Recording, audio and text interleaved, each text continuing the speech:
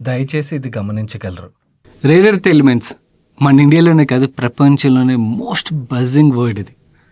వీటి గురించి ఇప్పుడు ఎందుకు మాట్లాడుతున్నా అనుకున్నారా? ఇప్పుడు మన ముందుకు ఐపీఓకి వస్తున్న ఈ కంపెనీకి రేర్ ఎర్త్ ఎలిమెంట్స్కి ఒక లింక్ అయితే ఉన్నది. దాని గురించి అలాగే వీడియోలో ఎక్స్ప్లెయిన్ చేస్తాను. అండ్ ఇన్ఫాక్ట్ వీళ్ళు ఒక గ్రూప్ కంపెనీ స్టాక్ మార్కెట్లో లిస్ట్ అయి ఉన్నది, మిడ్ వెస్ట్ గోల్డ్ అని చెప్పి.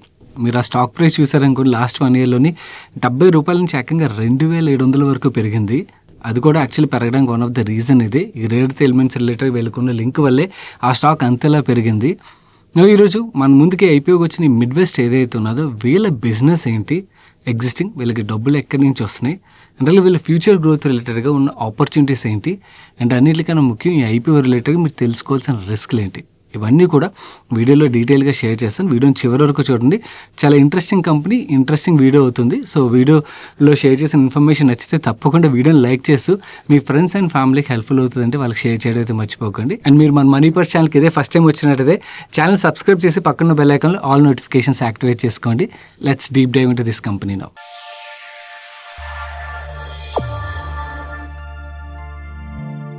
వీళ్ళు ఫ్యూచర్ గ్రోత్ రిలేటెడ్గా ప్లాన్స్ ఏవైతున్నాయో వాటి గురించి తర్వాత మాట్లాడుకుందాం. ఫస్ట్ ఎగ్జిస్టింగ్ బిజినెస్ ఏదైతున్నదో మెయిన్ డబ్బులు అక్కడి నుంచి వస్తాయి కదా, సో దాని గురించి అర్థం చేసుకుందాం. ఈ కంపెనీని 1981లో స్టార్ట్ చేశారు హైదరాబాద్లోని mid west granite private limited అని చెప్పి. వీళ్ళకి 4 decadesగా మనకి న్యాచురల్ స్టోన్స్ ఏవైతున్నాయో వాటి యొక్క exploration, mining, processing, marketing and డిస్ట్రిబ్యూషన్లో అయితే ఎక్స్పీరియన్స్ ఉన్నది. మన ఇంట్లో వాడే గ్రానైట్స్ ఏవైతే ఉంటాయో మనకి కౌంటర్ టాప్స్, వ్యానిటీస్ అండ్ వాష్రూమ్స్లోని ఎక్కడైతే గ్రానైట్స్ వాడతామో, especially black galaxy granite premium quality granite ఇది.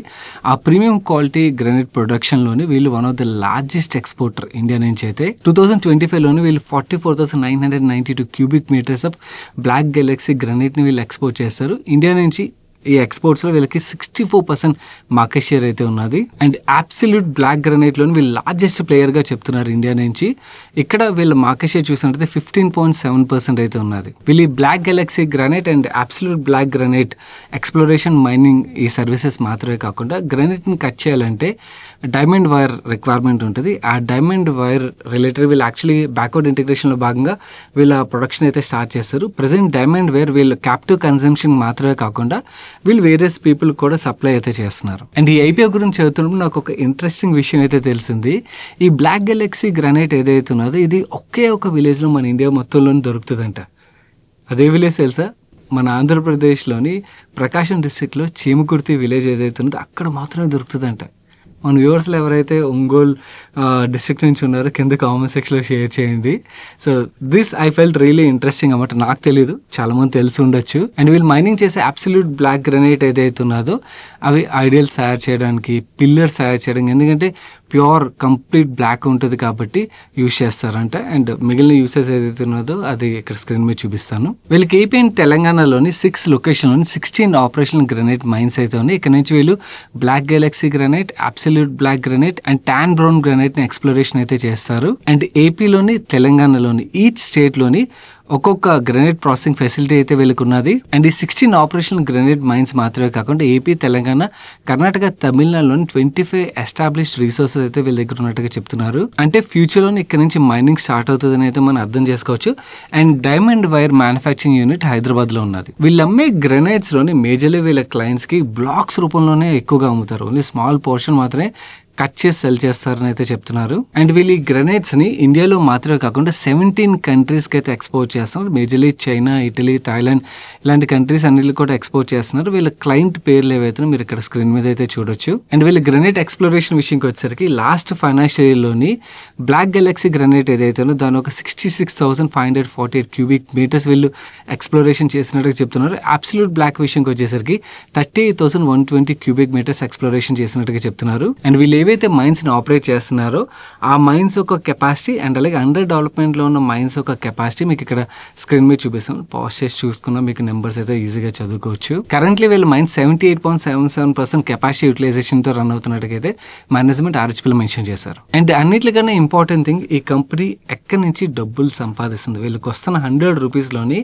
ఏ ప్రోడక్ట్ నుంచి ఎంత పర్సెంటేజ్ వస్తుంది, అండ్ అందులోనే ఎక్స్పోర్ట్ నుంచి ఎంత వస్తుంది, డొమెస్టిక్ మార్కెట్ నుంచి ఎంత వస్తుందో మనం చూసినట్టయితే బ్లాక్ గెలాక్సీ గ్రానైట్ ఏదైతే ఉన్నదో దీని యొక్క ఎక్స్పోర్ట్స్ ద్వారానే వీళ్ళకి వచ్చే టోటల్ రెవెన్యూలో 54% రెవెన్యూస్ ఇక్కడ నుంచి వస్తున్నాయి. అండ్ ఇదే ప్రోడక్ట్ డొమెస్టిక్ మార్కెట్లోని సెల్ చేయడం ద్వారా వీళ్ళకి 15% రెవెన్యూస్ అయితే వస్తున్నట్టుగా చెప్తున్నారు. అండ్ అబ్సల్యూట్ బ్లాక్ గ్రానైట్, అదే మనకి ఐడియల్స్ అండ్ అలాగే పిల్లర్స్ వీటిలో యూజ్ చేస్తారని మాట్లాడుకున్నాం కదా, ఇది ఎక్స్పోర్ట్స్ ద్వారా వీళ్ళకి వస్తున్న రెవెన్యూ ఈ ప్రోడక్ట్ నుంచి జస్ట్ 1.7% మాత్రమే. వేరే డొమెస్టిక్ మార్కెట్ నుంచి చూసినట్టయితే 24.7% రెవెన్యూస్ అయితే వస్తున్నాయి. అండ్ ఈ గ్రెనేట్స్ని కట్ చేయడానికి యూజ్ చేసే డైమండ్ వైర్స్ ఏవైతే ఉంటాయని చెప్పానో అవి సెల్ చేయడం ద్వారా వీళ్ళకి 2.56% రెవెన్యూ కంట్రిబ్యూషన్ అయితే ప్రెసెంట్ వస్తుంది. వీళ్ళకి వచ్చే టోటల్ రెవెన్యూలోని మనకు దీన్ని బట్టి అర్థమవుతుంది 56% రెవెన్యూ ఎక్స్పోర్ట్స్ నుంచే వస్తున్నాయి కదా. ఈ ఎక్స్పోర్ట్స్లో కూడా మేజర్గా కంట్రిబ్యూషన్ ఏ కంట్రీ నుంచి వస్తుంది మనం చూసినట్లయితే చైనా నుంచి 39% రెవెన్యూ కంట్రిబ్యూషన్ వస్తుంది. అండ్ డొమెస్టిక్ సేల్స్ పరంగా అంటే మన ఇండియన్ మార్కెట్ పరంగా మాట్లాడుకుంటే వీళ్ళకి 43% రెవెన్యూ కంట్రిబ్యూషన్ అయితే వస్తుంది. ఇక్కడ వరకు వీడియో చూసిన తర్వాత మీ అందరికీ ఒక డౌట్ రావాలి, ఏంటి ఇంట్రోలోనే రేర్ ఎర్త్ ఎలిమెంట్స్ అన్నారు, వేరే ఇప్పటివరకు చూసినట్టయితే వీళ్ళు ఓన్లీ గ్రెనైట్ మాత్రమే ఎక్స్ప్లోరేషన్ చేసి సెల్ చేస్తున్నారు, రేర్ ఎర్త్ ఎలిమెంట్స్ రిలేటెడ్గా ఎక్కడ వీళ్ళకి లింక్ ఉన్నదని. అక్కడికే వస్తున్నాను. ఈ పాయింట్ గురించి చెప్పే ముందు ఒక విషయం అయితే చెప్పాలనుకున్నాను గైస్. మనకి చాలా బాగా డిమాండ్ ఉండే ఐపీఓస్ ఏవైతే ఉన్నాయో వాటిలో మనకి అలాట్మెంట్ రీటైల్ కేటగిరీలో దొరకాలంటే మనం ఒక అప్లికేషన్ వేస్తే అవ్వదు. అండ్ ఒకే డిమాట్ అకౌంట్ నుంచి మల్టిపుల్ అప్లికేషన్స్ వేసినా కూడా దొరికే ఛాన్సెస్ చాలా తక్కువ. అందుకనే మనం ఇండివిజువల్ ఫ్యామిలీ మెంబర్స్ ఎవరైతే ఉంటారో వాళ్ళ పేర్ల మీద మనం ఇండివిజువల్ అప్లికేషన్స్ వేసినప్పుడు మనకి ఐపీఓలో అలాట్మెంట్ ఛాన్సెస్ అనేవి అయితే పెరుగుతాయి. ఒకవేళ మీ ఫ్యామిలీ మెంబర్స్ పేర్ల మీద డిమాట్ అకౌంట్ లేని పక్షంలో ఛానల్ నుంచి మీకు వాల్యూ ఆడే ఛానల్ సపోర్ట్ చేయాలనుకున్నట్టయితే ఛానల్ ఒక రెఫరల్ డిమాట్ అకౌంట్స్ లింక్స్ ఏవైతే ఉన్నాయో అవి కింద కామెంట్ సెక్షన్లో డిస్క్రిప్షన్లో అయితే ఉంచుతాను. ఈ లింక్స్ ద్వారా మీరు మీ ఫ్యామిలీ మెంబర్స్ ఒక డిమాట్ అకౌంట్ ఓపెన్ చేశారనుకోండి, ఛానల్ కూడా సపోర్ట్ చేసినట్టయితే అవుతుంది. అండ్ మీరు డైరెక్ట్గా ఈ బ్రోకర్స్ ఒక వెబ్సైట్లోకి వెళ్ళి ఓపెన్ చేసినా లేదా మన త్రూ వెళ్ళినా మీకైతే పెద్ద డిఫరెన్స్ రాదు. బట్ ఈ లింక్స్ ద్వారా వెళ్తే ఛానల్ కూడా సపోర్ట్ చేసినట్టయితే అవుతుంది. వీళ్ళకి రేర్ ఎర్త్ ఎలిమెంట్స్ రిలేటెడ్గా ఉన్న లింక్ విషయంకి వచ్చేసరికి హెవీ మినరల్ శాండ్ మైనింగ్, వీళ్ళు శ్రీలంకలో 2 సబ్సిడీ కంపెనీస్ని అయితే ఫామ్ చేశారు. ఒకటి mid west heavy sands private limited అని చెప్పి, ఇంకోటి ట్రిన్కో మినరల్ శాండ్స్ ప్రైవేట్ లిమిటెడ్ అని చెప్పి. ఈ 2 సబ్సిడీ కంపెనీస్ ద్వారా వీళ్ళకి శ్రీలంకలోని 4 ఎక్స్ప్లోరేషన్ లైసెన్స్లు అయితే దొరికాయి. దీని ద్వారా వీళ్ళు హెవీ మినరల్ శాండ్స్ ఒక ఎక్స్ప్లోరేషన్ అయితే చేస్తారు. అండ్ వీళ్ళు ఎక్స్ప్లోరేషన్ చేసే హెవీ మినరల్ శాండ్స్ లోని మోనజైట్ ఏదైతే ఉన్నదో ఇది rich in rare earth elements, మనకి ఎలక్ట్రానిక్స్లోని, డిఫెన్స్లోని అండ్ రెన్యూబుల్ ఎనర్జీలోని యూజ్ చేస్తారు. సో దీంతోనే వీళ్ళకి రేర్ ఎర్త్ ఎలిమెంట్స్ రిలేటెడ్గా లింక్ అయితే దొరికింది. ఇది మాత్రమే కాకుండా టైటానియం స్పాంజ్ని తయారు చేయడానికి యూజ్ చేసే రుటైల్ ఏదైతే ఉన్నదో దాన్ని ఎక్స్ప్లోర్ చేస్తారు. ఏరోస్పేస్ కాంపోనెంట్స్ లో యూజ్ చేసే ఇల్యూమినైట్ ఏదైతే ఉన్నదో దాన్ని ఎక్స్ప్లోరేషన్ చేస్తారు. జెట్ ఇంజిన్స్ ఒక మ్యానుఫ్యాక్చరింగ్ లో యూజ్ చేసే జిర్కాన్, గార్నెట్, సిలిమినైట్ ని కూడా ఎక్స్ప్లోరేషన్ అయితే చేయనున్నారు. So this is the next big opportunity అన్నమాట ఈ కంపెనీ రిలేటెడ్ గా. ఇది మాత్రమే కాకుండా నవంబర్ 2020లోని వీళ్ళు ఏపీలోని 2 క్వార్ట్జ్ మైన్స్ ని అయితే సెక్యూర్ చేసుకున్నారు. ఇక 2 ఫేసెస్ లోని అడ్వాన్స్ క్వార్ట్జ్ మైనింగ్ ని అయితే ఎస్టాబ్లిష్ చేస్తున్నారు. ఈ క్వార్ట్జ్ యొక్క అప్లికేషన్స్ మనం చూసినట్టయితే బిల్డింగ్ మెటీరియల్స్ లోని మనకి ఇంజనీర్డ్ స్టోన్ అంటారు, మేజర్లీ ఎక్స్పోర్ట్కి యూజ్ చేస్తుంటారు. పోకర్నా అని చెప్పి మనకు ఒక లిస్టెడ్ కంపెనీ ఉన్నారు చూడండి, వాళ్ళు కూడా క్వార్ట్జ్ స్టోన్ ఎక్స్పోర్ట్ చేస్తుంటారు. ఇది బిల్డింగ్ మెటీరియల్స్ లో మాత్రమే కాకుండా సోలార్ గ్లాస్ లోని, సెమీ కండక్టర్ చిప్స్ మ్యానుఫ్యాక్చరింగ్ లోని, రిఫ్రాక్టర్స్ లోని, పెయింట్స్ లోని, ఫిల్లర్స్ కింద ఇలా వేరియస్ అప్లికేషన్స్ లో అయితే యూజ్ చేస్తారు. అండ్ వీళ్ళు high purity quartz products manufacture చేయాలంటే ఆ ప్లాన్ ని సెటప్ చేయాలి కదా, ఆ టెక్నాలజీ రిలేటెడ్ గా వీళ్ళకి అసిస్టెన్స్ కోసం అని చెప్పి ఒక గ్లోబల్ ప్లేయర్ తో వీళ్ళు అగ్రిమెంట్ అయితే చేసుకున్నారు. వాళ్ళతో అగ్రిమెంట్ ద్వారా ఈ ప్లాంట్స్ అయితే ఎస్టాబ్లిష్ చేయనున్నారు. ఫేజ్ 1 లోని 3,03,600 మెట్రిక్ టన్ కెపాసిటీతోని ప్లాన్ అయితే ఆల్రెడీ సెటప్ చేశారు. దీని కమిషనింగ్ కూడా మనకి సెప్టెంబర్ 30th క్వార్టర్ ఏదైతే ఉన్నదో ఈ క్వార్టర్లోనే స్టార్ట్ అయినట్టుగా చెప్తున్నారు. అండ్ ఈ ప్లాన్ ని సెటప్ చేయడానికి వీళ్ళు 126 crores అయితే క్యాపెక్స్ స్పెండ్ చేసినట్టుగా చెప్తున్నారు. ఇక్కడ ఇంజనీర్డ్ స్టోన్ అండ్ అలాగే సోలార్ గ్లాస్ రిలేటెడ్ ఏదైతే కాస్ట్ ఉంటుందో దాన్ని వీళ్ళు ప్రొడ్యూస్ చేయనున్నారు. అండ్ కమింగ్ టు ఫేజ్ 2 విషయంకి వచ్చేసరికి వీళ్ళ ప్రెసెంట్ ఏదైతే కెపాసిటీని వీళ్ళు ఎస్టాబ్లిష్ చేశారో ఆ కెపాసిటీ డబుల్ ఉన్నది. ఐపీఓ ద్వారా ఏదైతే క్యాపిటల్ రైజ్ చేస్తున్నారో దాని గురించి యూజ్ చేయబోతున్నట్టుగా అయితే మేనేజ్మెంట్ చెప్తున్నారు. అండ్ మార్బుల్ స్పేస్ లో వీళ్ళ ఓన్ బ్రాండ్స్ కూడా స్టార్ట్ చేశారు. 2 బ్రాండ్స్, ఆ 2 బ్రాండ్స్ యొక్క పేర్లు మీకు ఇక్కడ స్క్రీన్ మీద చూపిస్తున్నాను. అండ్ ఈ కంపెనీ యొక్క మేనేజ్మెంట్ విషయంకి వచ్చేసరికి చైర్మన్ పొజిషన్ ని మిస్టర్ రానా సోమ్ హోల్డ్ చేస్తున్నారు. ఆయన ప్రీవియస్ గా NMDC, Hindustan Copper, Arcelor Mittal, Nippon Steel, SR Steel లాంటి కంపెనీస్ లో అయితే వర్క్ చేశారు. ఈయన వయసు 73 years. అండ్ సిఇఓ పొజిషన్ ని కొల్లారెడ్డి రామచంద్ర గారు హోల్డ్ చేస్తున్నారు. ఈయన వయసు 45 years. ఈ కంపెనీలో 2024 లోనైతే జాయిన్ అయ్యారు. 2 decades ఆఫ్ ఎక్స్పీరియన్స్ ఉన్నట్టుగా చెప్తున్నారు. ప్రీవియస్ గా నారాయణ ఎడ్యుకేషన్ ఇన్స్టిట్యూట్ ఉన్నట్టుగా దాంట్లో వర్క్ చేసినట్టుగా మెన్షన్ చేస్తున్నారు. ఈయన యాన్యువల్లీ 3 crores అయితే డ్రా చేస్తున్నట్టుగా ఆర్హెచ్పీలో మెన్షన్ చేశారు. అండ్ బోర్డులో మిగిలిన పేర్లు పేర్లు మనం చూసినట్టయితే హోల్ టైమ్ డైరెక్టర్ పొజిషన్ని కే సౌమ్య గారు హోల్డ్ చేస్తున్నారు. ఆవిడ వయసు 43 years. రామచంద్ర గారి సిస్టర్ ఈవిడి 6.2 crores అయితే డ్రా చేస్తున్నారు. కంపెనీలో 2012 నుంచి ఉన్నట్టుగా అయితే మెన్షన్ చేశారు RHPలో. అండ్ ఇంకొక whole time director position Uma Priyadarshini Kollareddy గారు హోల్డ్ చేస్తున్నారు. రామచంద్ర గారి వైఫ్ ఈవిడి కూడా 6.2 crores అయితే డ్రా చేస్తున్నారు. ఈవిడ 2009 నుంచి కంపెనీతో ఉన్నట్టుగా అయితే మెన్షన్ చేస్తున్నారు RHPలో. And CFO position Dilip Kumar Chalasani hold చేస్తున్నారు. ఇన్ ఇయర్ 2024 అంటే మనకి ఐపీఓకి వచ్చే ముందు చాలా కంపెనీలో CFOలు జాయిన్ అవుతారు కదా, అలాగే ఈయన కూడా 2024లో కంపెనీలో జాయిన్ అయినట్టుగైతే మనం అర్థం చేసుకోవచ్చు. ఈయన ప్రీవియస్ గా పవర్ మ్యాక్ ప్రాజెక్ట్స్ లోని వర్క్ చేసినట్టుగైతే మెన్షన్ చేస్తున్నారు. అండ్ కంపెనీ యొక్క షేర్ హోల్డింగ్ ప్యాటర్న్ మీరు ఇక్కడ స్క్రీన్ మీద చూడొచ్చు. మోస్ట్లీ ఫ్యామిలీ దగ్గర ఉన్నది.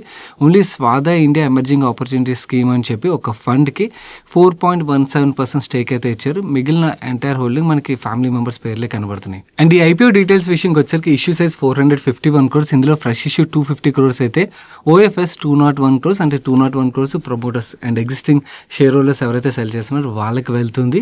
ఈచ్ షేర్ ఒక ఫేస్ వాల్యూ ₹5 per share. వీళ్ళు కోట్ చేసిన ప్రైస్ బ్యాండ్ ₹1014 నుంచి ₹1065 మధ్యలో కోట్ చేస్తున్నారు. హయ్యర్ ప్రైస్ ఆధారంగా మనం చూసినట్టయితే కంపెనీ యొక్క వాల్యుయేషన్ 3,851 crores కి వాల్యూ చేసినట్టుగైతే మనకు అర్థమవుతుంది. ఈ ఐపీఓలో మనం అప్లై చేయాలంటే 14 shares మినిమం అయితే ఒక లాట్ అప్లై చేయాల్సి ఉంటుంది. మిగిలిన బేసిక్ డీటెయిల్స్ మీరు ఇక్కడ స్క్రీన్ మీద చూడొచ్చు. ఐపీఓ 15th అంటే ఈ రోజు ఓపెన్ అయ్యి 17th రోజున క్లోజ్ అవుతుంది. అండ్ అలాట్మెంట్ ప్రయారిటీ విషయంకి వచ్చి క్యూబేస్ 50%, NIS 15%, రీటైల్ 35% కోటా ఇచ్చారు. ఐపీఓ సైజ్ అంత పెద్దది కాదు కాబట్టి మోస్ట్లీ అంటే రీటైల్ కోటా ఏదైతే ఉన్నదో ఇక్కడ మనకి అలాట్మెంట్ రిలేటెడ్గా గట్టిగా ఫైట్ చేయాల్సి ఉంటుంది. అండ్ కమింగ్ టు వీళ్ళ ఫైనాన్షియల్స్ విషయంకి వచ్చరికి వీళ్ళ బ్యాలెన్స్ షీట్లో మనకి 270 crores డెట్ కనబడుతుంది అండ్ 642 crores ఈక్విటీ కనబడుతుంది. డెట్ టు ఈక్విటీ రేషియో చూసినట్టు 0.4 times which is well under control గా మనం అర్థం చేసుకోవచ్చు. అండ్ ఐపీఓ ద్వారా రైజ్ చేసిన క్యాపిటల్లో కొంచెం పార్ట్ క్యాపెక్స్కి వెళ్తుంది కదా, ఇంకొంచెం పార్ట్ డెట్ క్లియర్ చేయడానికి యూజ్ చేస్తామని అయితే RHPలో మెన్షన్ చేశారు. అండ్ వీళ్ళు P&L నెంబర్స్ విషయంకి వచ్చేసరికి లాస్ట్ 3 yearsలో వీళ్ళ రెవెన్యూస్లోని 11.63% CAGR గ్రోత్ అయితే మనకు కనబడుతుంది. ఆపరేటింగ్ ఎబిటాలోని 38% CAGR గ్రోత్ కనబడుతుంది. అండ్ మార్జిన్స్ విషయంకి వచ్చేసరికి 17.83% మార్జిన్ అయితే వీళ్ళు 2023లో జనరేట్ చేసేవారు. బట్ ఐపీఓ ముందు ఇయర్స్లోని మనకి మార్జిన్స్ బాగా పెరిగినట్టుగా మనకు కనబడుతుంది. 24లోని 25.86% అండ్ 2025లో 27.43% మార్జిన్ పెరిగినట్టుగా మనకు కనబడుతుంది. ఇది కామన్ ప్యాటర్న్. మనకు చాలా ఐపీఓస్ ముందు మార్జిన్స్ పెరగడం అయితే మనం చూస్తాం. ఇది కంటిన్యూ అయితే గుడ్, బట్ మార్జిన్స్ ఏమైనా ఐపీఓ తర్వాత మనకి తగ్గినట్టయితే మాత్రం డెఫినెట్లీ అది స్టాక్ ప్రైస్ మీద ఇంపాక్ట్ అయితే మనం చూడవచ్చు. ప్యాట్ విషయంకి వచ్చేసరికి ఈ 3 year పీరియడ్లో మనకి 56% గ్రోత్ అయితే కనబడుతుంది. ప్యాట్ మార్జిన్స్ విషయంకి వచ్చేసరికి 10% ప్యాట్ మార్జిన్ అయితే 2023లో జనరేట్ చేసేవారు. అది 2025 నాటికి డబల్ పైన అంటే 21.29% అయితే ఇంక్రీజ్ అయినట్టుగా మనం చూడొచ్చు. And coming to peer comparison విషయంకి వచ్చారు, మనం ఒకే కంపెనీతో అయితే కంపేర్ చేయగలం పోకర్న. సో పోకర్నతో మనం కంపేర్ చేసాం అనుకోండి, రెవెన్యూ గ్రోత్లోని, ఎబిటా గ్రోత్లోని, ప్యాట్ గ్రోత్లో మనకి ఆల్మోస్ట్ సిమిలర్ గ్రోత్ నెంబర్సే కనబడతాయి, కొంచెం అటు ఇటుగా. అండ్ మార్జిన్స్ విషయంకి వచ్చేసరికి మాత్రం పోకర్న ఒక మార్జిన్స్ ఏవైతే వీళ్ళకన్నా బెటర్గా మనకు కనబడుతుంది. అండ్ రిటర్న్ రేషియోస్ విషయంకి వచ్చేసరికి వీళ్ళు జనరేట్ చేసిన ROE 19.42% అయితే 18.84% ROC జనరేట్ చేస్తున్నారు. వెరస్ పోకర్న 27.4% ROE, 28.4% ROC అయితే జనరేట్ చేస్తుంది.